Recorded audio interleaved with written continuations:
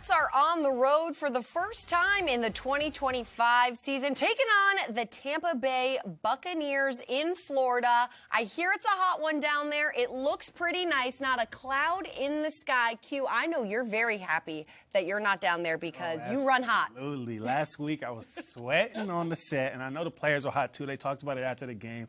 This is going to be a hot one for them, but hopefully they've kind of prepared themselves. Yeah, we're sitting pretty in the AC in the studio, so that's all I can say. Welcome in to Pregame Central, presented by USVI. Caroline Edershaw, Quincy Anunua. We're going to hear from Eric Allen down in Tampa in a little bit, but Q, let's first get to the biggest storyline of today's game. That is quarterback Tyrod Taylor taking the helm because Justin Fields still in protocol with his concussion.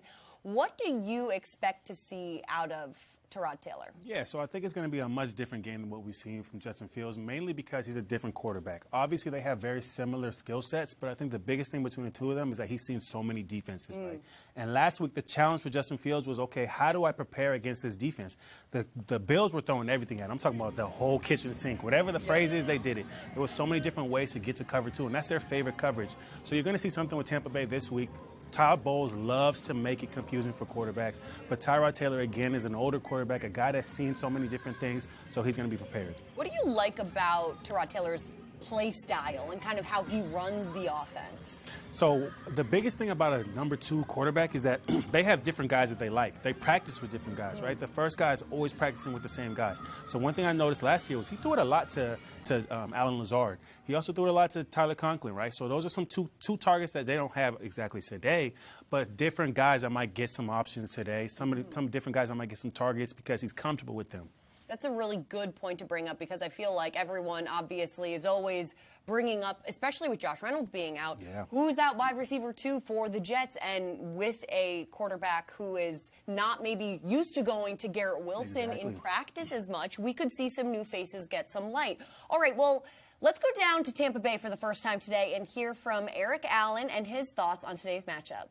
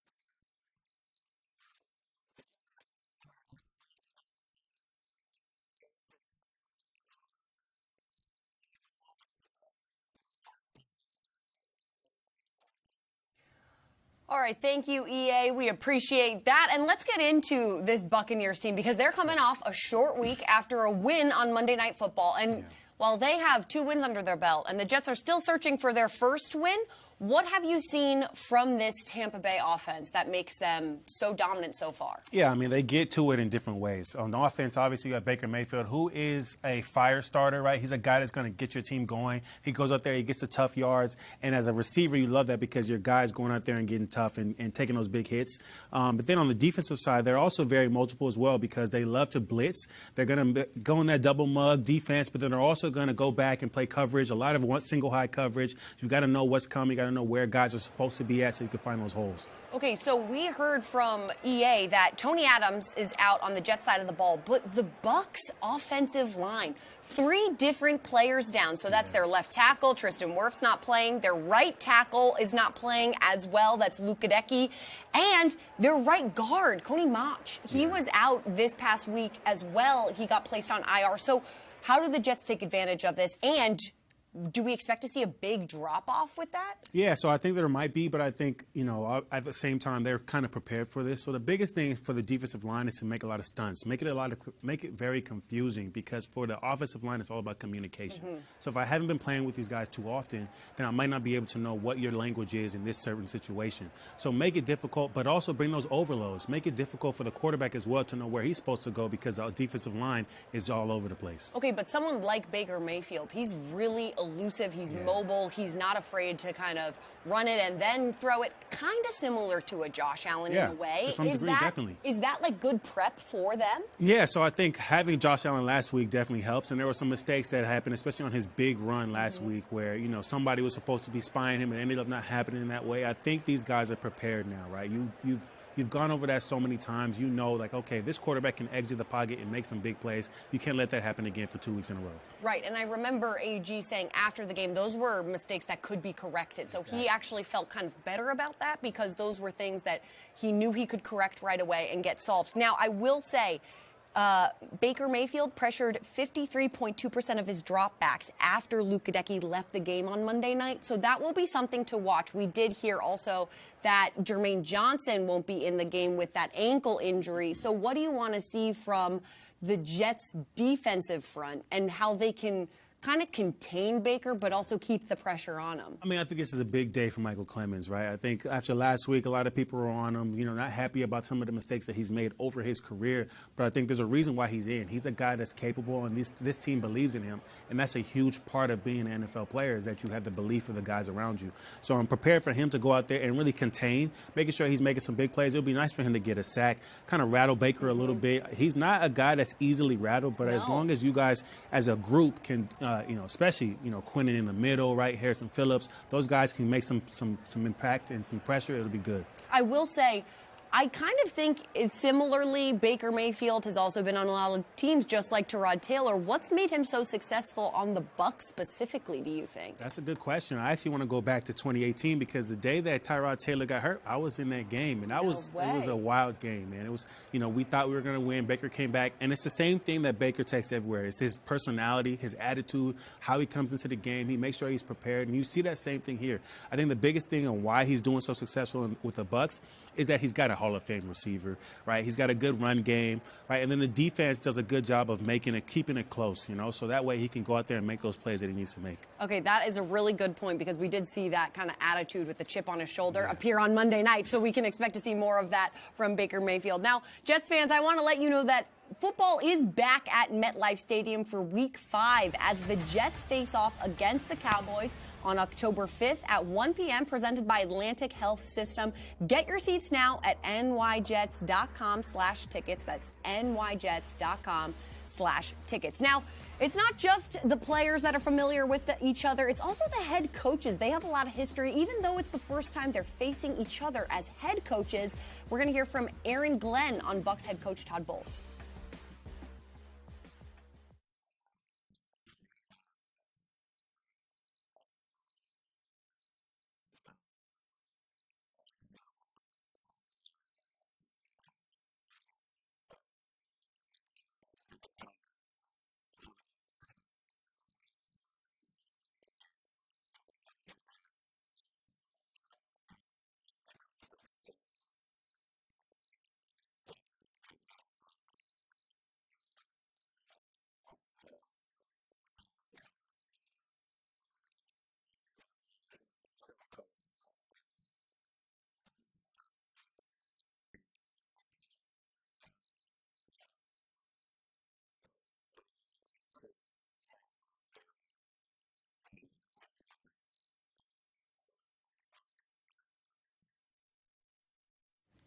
Now, what I love most about this kind of overlap between the two head coaches is Bowles coached AG on the Jets and on the Cowboys. AG was talking about how fond he was of him just then. Do you see any similarities between the two coaches and their coaching styles? Yeah, I think the biggest thing, because I was coached by Coach Bowles, right? So I got a chance to see it firsthand.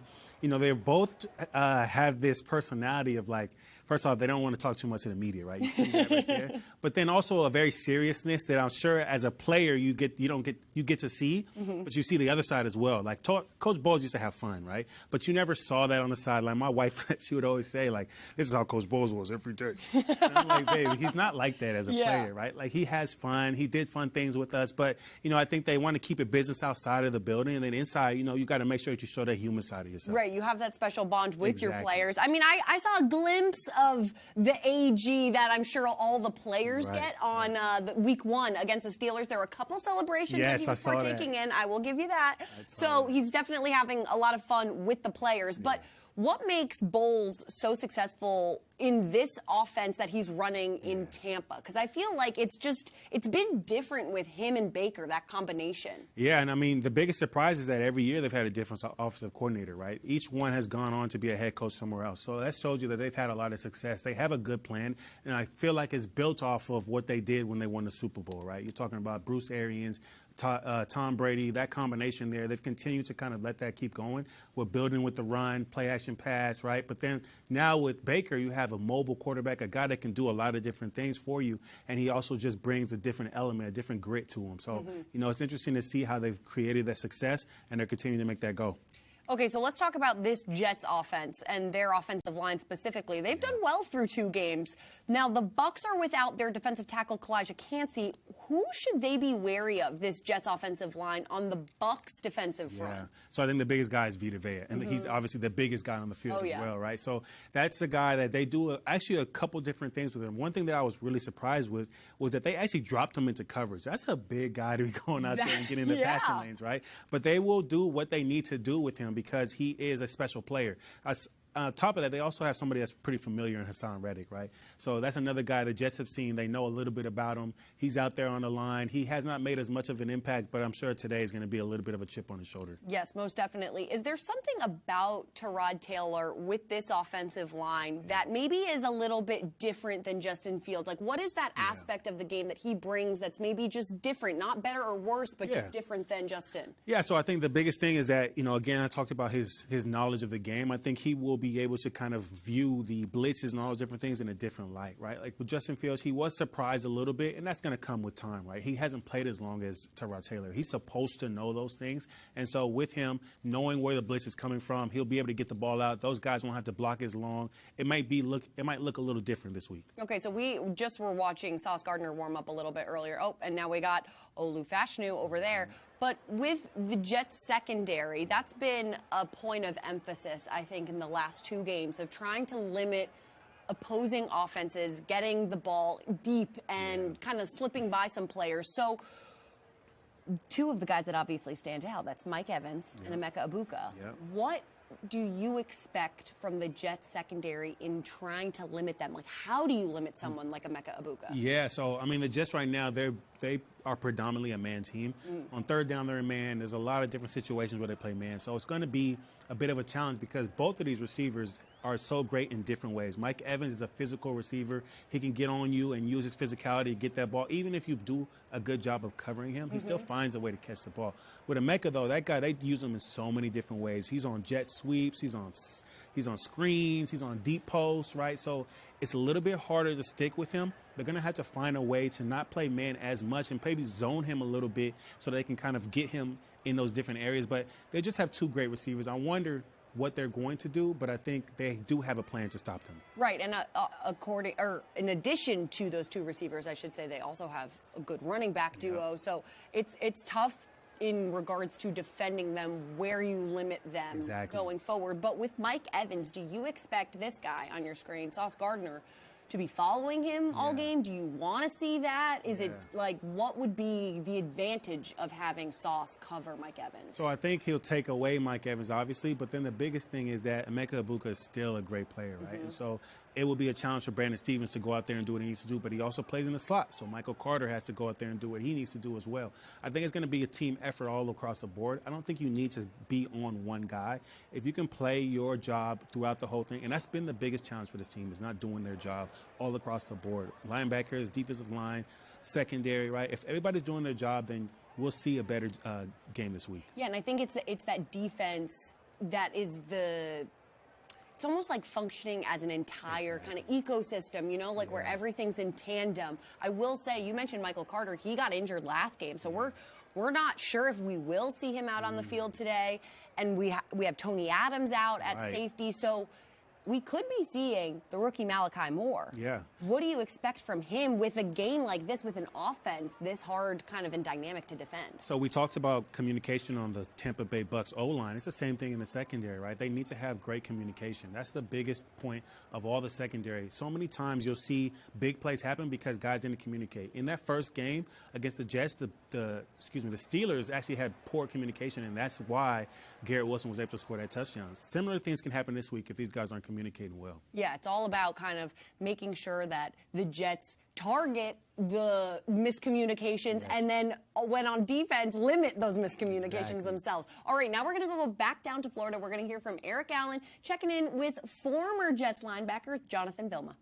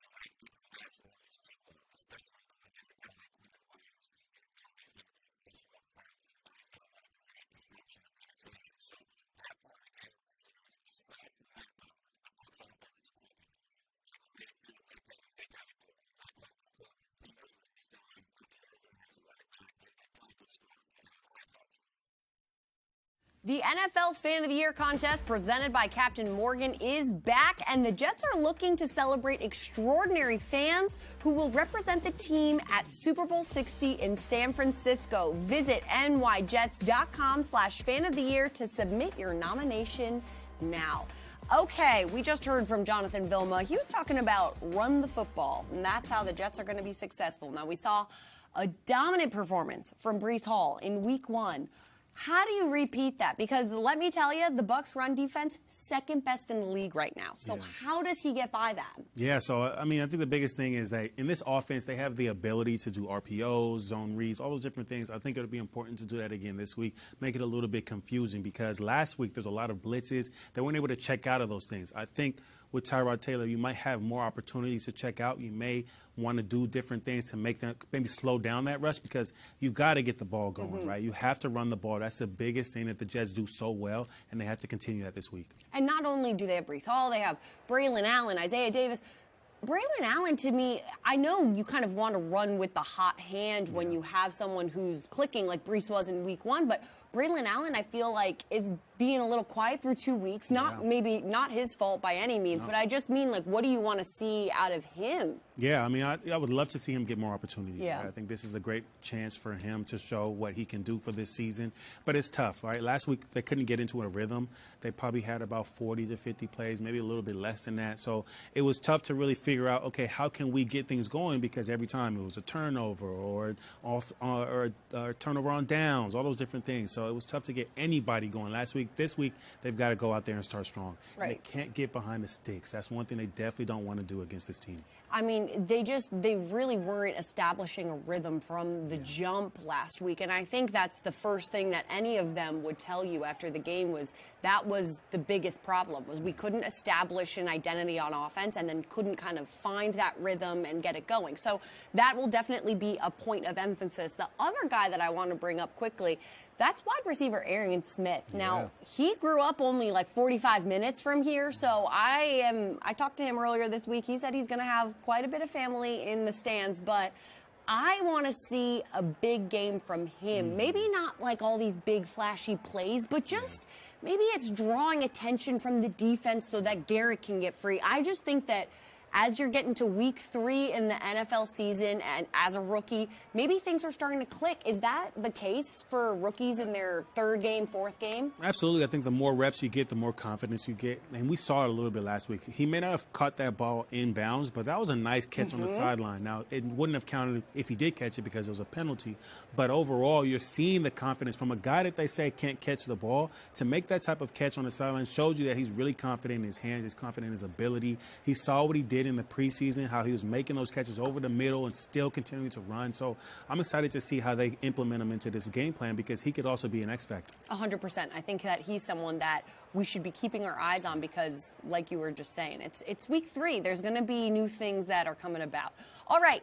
I think it's time to make your case. Quincy, I'm going to start with you, and then we'll hear from EA. But I want to hear what case you are making. Oh, what case am I making? Because that is a good question. I think that my case for today, you guys going to have to remind me what my case is today because I don't really remember what it was. Let's flash that up on screen for us. We have it in the back, but that's it. Ground games, as we've been talking about. Brain frog, man. Listen, the ground game, we talked about it over and over again. The ground game is important in this game. I want to see Breece Hall get to 100 again. That's one of the most important things for this season. This O-line right here, of course, it's difficult. They haven't been able to get things going. There's been blitzes. There's been a lot of pressure. But today is where you show why everybody on this line is almost a first-round pick, why you guys are getting paid to do what you've been doing, because you want to show success. You want to show why this team is a ground-and-pound team.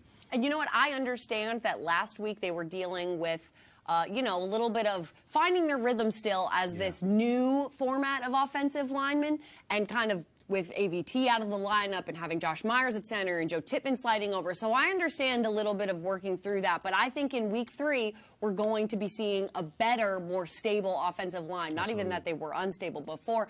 Now we're going to go to Florida again for the last time and hear from EA. He's going to make his case and tell us what tomorrow's headline's going to be.